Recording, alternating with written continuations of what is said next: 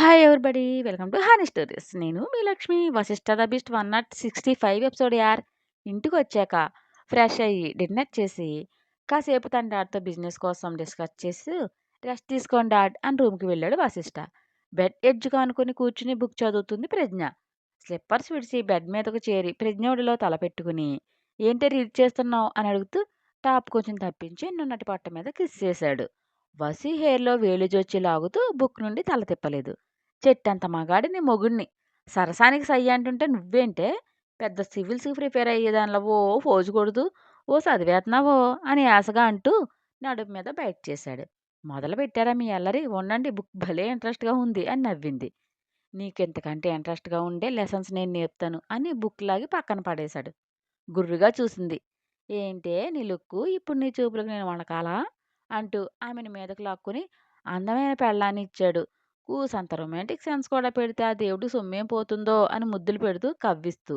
Morning feelings చూస్తున్నాయన్నావు కదే doll. మరిప్పుడు రప్పించిన ఫీలింగ్స్ అంటూ మోకింగ్ టోన్‌తో అన్నాడు వశిష్ఠ. బుగ్గ మీద బైట్ చేస్తూ అది మార్నింగ్ బంగారం ఇప్పుడు కాదు అని కళ్ళని రోల్ చేసింది. నువ్వు నిజంగానే రాక్షసివే అని పళ్ళు నూరాడు. థాంక్స్ ఉమ్మా అని కవ్వించింది. పాపం పోనీలే ఉడత మీద నా ప్రతాపం ఎందుకని ప్యాంపర్ చేస్తుంటే పెక్కు దొబ్బుతావే. నిన్నేం చేస్తానో చూడవే డాల్ అని లతల అల్లేశాడు. ఏం చేస్తారు అంటూనే ముద్దులు పెడుతూ కళ్ళెగరేసింది. శ్రీనాథుడి శృంగార కథానాయకిని ఏం చెయ్యాలే? నవరసాలు పలికించాలి. మన్మథ శరములు వదిలి తాపాన్ని రేపాలి.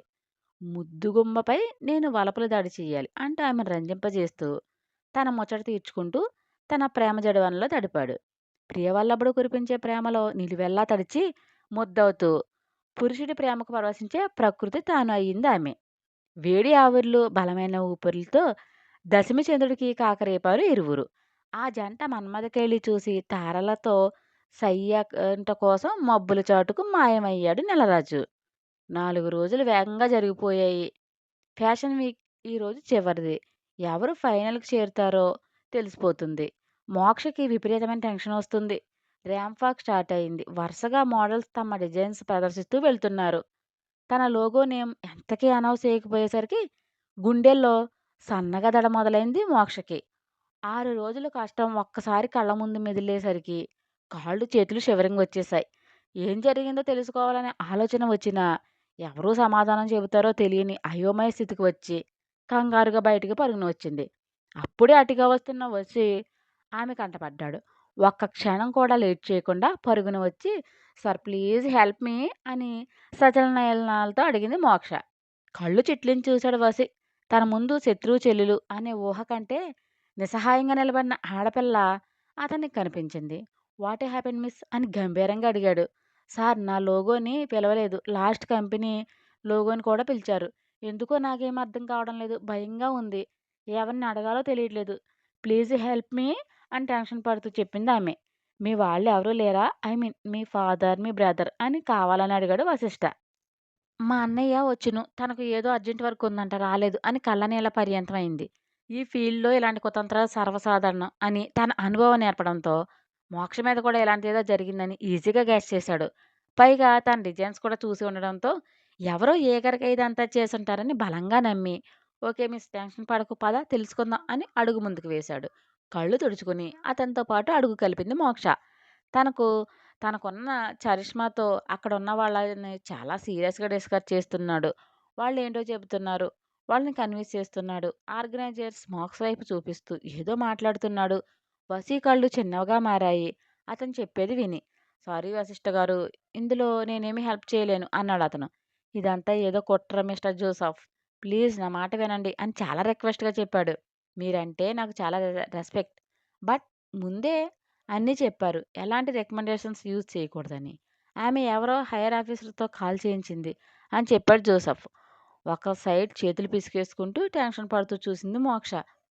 అలా చేస్తే తన ఫ్యూచర్ స్పాయిల్ అవుతుందని తెలిసి ఎందుకు చేస్తుంది? సో, రూల్స్ అండ్ రెగ్యులేషన్స్ తనకు తెలుసు జోసెఫ్. No, I can't. ఇదంతా కుట్ర. నేను మాట్లాడతాను. నా రెస్పాన్సిబిలిటీ మీద హోప్ ఉంచి తను నా డిజైన్స్ పార్టిసిపై చేయనివ్వండి. మిగతాదంతా నేను చూసుకుంటాను అని చెప్పాడు వశిష్ఠ. వశిష్ఠ పలుకుబడి ఏంటో తెలిసి ఇంకేం వాదించకుండా మీ మీద గౌరవంతో నేను ఈ స్టెప్ తీసుకుంటున్నాను. స్పాన్సర్స్‌కి మీరే ఆన్సర్ చేయాల్సి ఉంటుంది అలా ఓకే అంటే ఈ హెల్ప్ చేస్తాను అని అన్నాడు జోసెఫ్. ఓకే. నాదే టోటల్ రెస్పాన్సిబిలిటీ అని సీరియస్‌గా చెప్పి మోక్ష వైపు చూసి చెయ్యి ఊపాడు. వసి సిగ్నల్ అందగానే పరుగున వచ్చింది మోక్ష. కొంచెం కూడా నీకు రెస్పాన్సిబిలిటీ లేదా? మన స్టామినా మీద మనకు గ్రిప్ ఉండాలి. ఆత్మన్యూతాభావంతో ఏ పని చేయకూడదు. అది ఫలించదు. ఎవరితోని కాళ్ళెందుకు చేయించావు? గెలవలేనన్నప్పుడు ఎందుకు పార్టిసిపేట్ చేశావు? అని సీరియస్‌గా ప్రశ్నించాడు. వసి అలా నిందించగానే బటబటా కళ్ళనీళ్ళు కార్చేస్తూ, నో సార్ నేనెవరితోనూ కాల్ చేయించలేదు. ప్లీజ్ ట్రస్ట్ మీ అని సీరియస్‌గా చెప్పింది మోక్ష. విన్నావు కదా జోసెఫ్, ఆమె అబద్ధం ఆడుతుందని నీకనిపిస్తుందా? అని ప్రశ్నించాడు వసి. ఆమె కళ్ళల్లో బేలతనం చూసి ఇంకేం మాట్లాడకుండా కమాన్ మిస్ అని ముందుకు అడుగు వేశాడు. అతనితో పాటు తన సిబ్బంది కూడా వెళ్లారు. వెళ్ళు త్వరగా తర్వాత మాట్లాడుకుందాం అని పంపించాడు Vasi. Thank you so much sir అని కార్యకన్యలని భుజాలకు తుడుచుకుంటూ వెళ్ళింది మోక్ష. నీ రైవల్ సిస్టర్‌కి నువ్వు హెల్ప్ చేశావు. నీకెందుకురా ఇంత దూల అని ఆత్మరాయుడు గసిరాడు. చూడాల్సింది వ్యక్తిగతం కాదు టాలెంట్. ఆమె కళ్ళలో నిజాయితీ నేను చూశాను కాబట్టి హెల్ప్ చేశాను. ఇది కూడా యశ్వంత్ గాడి మీద గెలిపే అని పొగరుగా హెయిర్ ఎగరేశాడు వశిష్ఠ. అతను ఎంతో శ్రమించి రూపొందించిన డిజైన్ వేసుకొని మోడల్ ర్యాంప్ వాక్ చేస్తుంటే మొహంలో కోటి కాంతులు వెలుగులు ప్రదర్శిస్తూ thank you bro thank you so much అనుకుంది మోక్ష. వాట్ అంటూ విల్లా దద్దరిల్లేలా అరిచింది ఫోన్లో నీలాంబరి. అవతల పర్సన్ ఎస్ మ్యామ్ మోక్ష గారు మోడల్ ర్యాంప్ వాక్ చేస్తుంది అంటూ తన కళ్ళెదురు జరిగేది చూస్తూ చెప్పాడు. అదెలా సాధ్యం అంటూ బుసలు కొట్టింది blue aunty. I don't know ma'am నేను అడిగినా చెప్పరు అని కాల్ కట్ చేశాడు వాడు. బలంగా సోఫా రెస్ట్ మీద మూది. ప్లాన్ అంతా నాశనం అయింది. అంత స్ట్రిక్ట్ రూల్స్ పెట్టి ఇప్పుడు ఎందుకు రియలైజ్ అయ్యాడు ఆ జఫాగాడు? వాడిని కోసి కాకులు వేయాలి. ఈ ప్లాన్ వర్కౌట్ అవుతుందని. మరోవేళ ఏ ప్రయత్నం చేయలేదు. అసలు మోక్షని షోకి వెళ్ళనివ్వకుండా ఆపాల్సింది అని తెగ వరి అయింది నీలాంబరి. ఈ దిక్కుమాలిన పని నువ్వు చేశావని మోక్షకు తెలిస్తే నీ పరిస్థితి ఏంటంటావు బ్లూ ఆంటీ? నెక్స్ట్ డే పెళ్ళికూతురు అలంకారంలో గుడి మెట్లు ఎలా దిగుతుందో కూడా తెలియని పరిస్థితిలో పరుగులు తీస్తూ బయట ఆగిన ఆటో ఎక్కేసి భయ్యా త్వరగా పోనీ అంటూ కంగారు పెట్టింది మోక్ష. అతను ఆమె వైపు ఒకసారి చూసి ఆటో స్టార్ట్ చేసి ముందుకు దూకించాడు. కారే కన్యల్ని ఒత్తుకుంటూ భయ్యా నీ దగ్గర ఫోన్ ఉంటే ఇవ్వవా అని రిక్వెస్ట్ చేసింది ఆమె. ఏమనుకున్నాడో ఫోన్ తీసిచ్చాడు ఆటో వాళ్ళ. భరత్కి కాల్ చేసింది. రింగ్ అవుతున్నా తను లిఫ్ట్ చేయకపోవడంతో అసహనం టెన్షన్ రెండు ఒకేసారి దాడి చేసి ఆ! కాల్ పికప్ పోలీసోడా అంటూ గట్టిగానే అందామె. పోలీస్ అనగానే సడన్ బ్రేక్ వేశాడు ఆటో వాలా. ఆటో ఆగడంతో టెన్షన్ పడుతూ భయ్యా నథింగ్ టు వరీ మై హుడ్‌బీకి కాల్ చేశాను. గో అంటూ మళ్ళీ కాల్ చేసింది మోక్ష. వాడు భయంగానే ఆటో స్టార్ట్ చేసి సగం దూరం వచ్చాక సడన్‌గా ఆపేశాడు. భరత్ కాల్ లిఫ్ట్ చేయటం లేదు అని ఇరిటేషన్‌లో ఉంటే వీడు ఆటో ఆపడంతో శవాలెత్తిపోయి అసలే గయ్యాలేమో ఇప్పుడు నోరు ఊరంత తెరిచి బొయ్యమని పడింది. నేను ఆపలేదు. ఆటోనే ఆగిపోయింది మేడం అని భయంగా చెప్పాడు ఆటోవాలా. ఓహ్! షిట్! సారీ భయ్యా టెన్షన్‌లో కోప్పడ్డాను. నీ ఫోన్ తీసుకో అనిచ్చి నీకు మనీ ఇవ్వడానికి నా దగ్గర ఏమీ లేవు అంటూ వేలికి ఉన్న రింగ్ తీసి అతని చేతిలో పెట్టి ఇది ఉంచుకో అని అతనేం చెబుతున్నాడో కూడా వినిపించుకోకుండా అక్కడి నుండి పరుగు తీసింది మోక్ష. అమ్మో! పోలీసు కాబోయే వైఫ్ అన్నది. నేను రింగ్ తీసుకుంటే రేపు నన్ను బొక్కలో వేసి మకిలి ఇరగదీస్తాడు ఆ పోలీసు. అదంటూ అది భయంతో ఆటో ఆగిపోయిందని అబద్ధం చెప్పాను.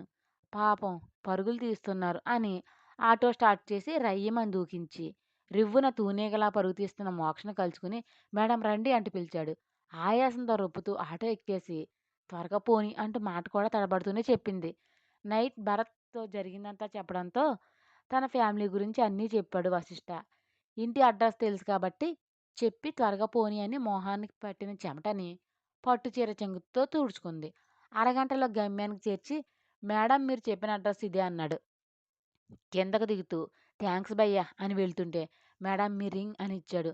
నా గిఫ్ట్‌గా నువ్వు ఉంచుకో అని గేట్ దగ్గరకు పరుగు తీసింది. గేట్ దగ్గర సెక్యూరిటీ ఉండడంతో తను భరత్‌ని కలవాలని అర్జెంట్ అని చెప్పింది. సార్‌ని అడగాలి మేడం. అప్పుడు పంపించగలము అని కాల్ చేస్తూ మీ నేమ్ చెప్పండి అన్నాడు గార్డ్. మోక్ష అని చెప్పు ప్లీజ్ త్వరగా అంటూ టెన్షన్ పడింది. కొంచెం అలసటగా ఉండి లేట్‌గా ఆఫీస్‌కి వెళ్దామని రెస్ట్ మోడ్‌లో ఉన్నాడు వశిష్ఠ. నానా తంటాలు పడి తలకు ఆయిల్ పెట్టేసింది ప్రజ్ఞ. సగం ఆయిల్ ప్రజ్ఞకి రాసి తనతో హెడ్ బాత్ చేయించుకుని ఆయిల్ వదిలించుకుని అప్పుడే వాష్‌రూమ్ నుండి బయటకు వచ్చాడు. సెక్యూరిటీ ఇంటర్‌కమ్ రింగ్ అవడంతో తీసి చెప్పు అన్నాడు. సార్ ఎవరో మోక్ష గారంటే భరత్ సార్‌ని మీట్ అవ్వాలని వచ్చారు. పంపించమంటారా? అని వినయంగా అడిగాడు.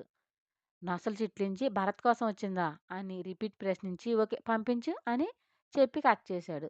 తల తుడవడానికి టవల్ తీస్తూ ఎవరండి తమ్ముడు కోసం వచ్చిందని అడిగింది ప్రజ్ఞ. డ్రెసప్ అయ్యి పద నువ్వు చూద్దువు గాని అని తనే రఫ్‌గా హెడ్‌ని తుడుచుకుని వేళ్ళతో హెయిర్ కొంబో చేసుకుంటూ వచ్చాడు వసి. నా శారీ చూడండి మొత్తం తడిచిపోయింది. మీరు వెళ్ళండి నేను ఫ్రెష్ అయ్యి వస్తాను అంది ప్రజ్ఞ. ఏమీ పర్వాలేదు. వచ్చిన వీఐపీ ఏమి అనుకోదులే అని ప్రజ్ఞ చేతిని పట్టుకుని కిందకి లాక్కొచ్చాడు వశిష్ఠ. నా స్టోరీ మీకు నచ్చినట్లయితే ఒక లైక్ ఇచ్చి సబ్స్క్రైబ్ చేయండి బడ్డీస్.